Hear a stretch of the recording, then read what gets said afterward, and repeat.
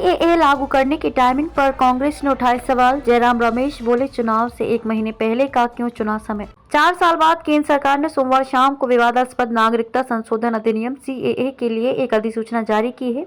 ये 2024 के लोकसभा चुनाव के कुछ हफ्ते पहले ही लागू की गई है। विपक्षी राजनेताओं के विरोध के बीच दिसंबर 2019 में संसद द्वारा सीएए को पहले ही मंजूरी दे दी गई थी।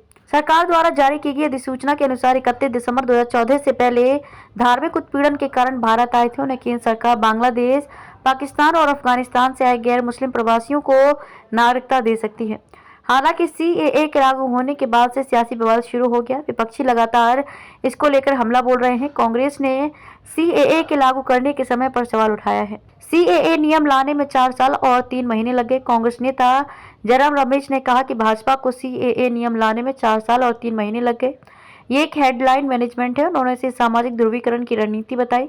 समाचार एजेंसी एएनआई से बात करते हुए जयराम रमेश ने कहा कि इस नियम को लाने में उन्हें 4 साल और 3 महीने लगे।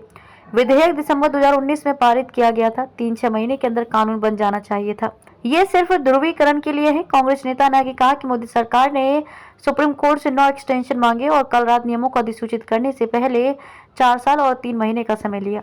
ये सिर्फ ध्रुवीकरण के लिए है। बंगाल और असम में चुनावों को प्रभावित करने के लिए अगर वे इसे ईमानदारी से कर रहे थे तो वे इसे 2020 में क्यों नहीं लाए। वे इसे अब चुनाव से 1 महीने पहले ला रहे हैं। ये हेडलाइन मैनेजमेंट है।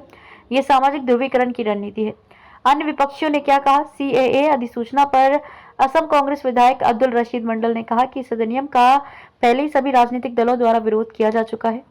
संसद के अंदर और उसके बाहर ये पूरी तरह से भेदभावपूर्ण अधिनियम और असंवैधानिक है, क्योंकि सरकार धर्म के आधार पर नागरिकता देने की कोशिश कर रही है, जो भारतीय संविधान के प्रावधानों के तहत स्वीकार नहीं है। इसका पूरे देश के साथ साथ असम में भी विरोध हुआ है।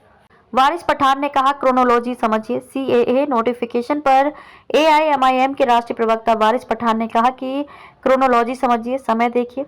तारीखों का ऐलान होने वाला है। 2024 में लोकसभा चुनाव होने वाले हैं और सरकार अचानक इसे अधिसूचित करने के बारे में सोचती है। 5 साल तक सरकार क्या कर रही थी, इसे पहले क्यों नहीं लाया गया। इसलिए हम कहते हैं कि सरकार चुनाव से पहले ध्रुवीकरण करने की कोशिश कर रही है।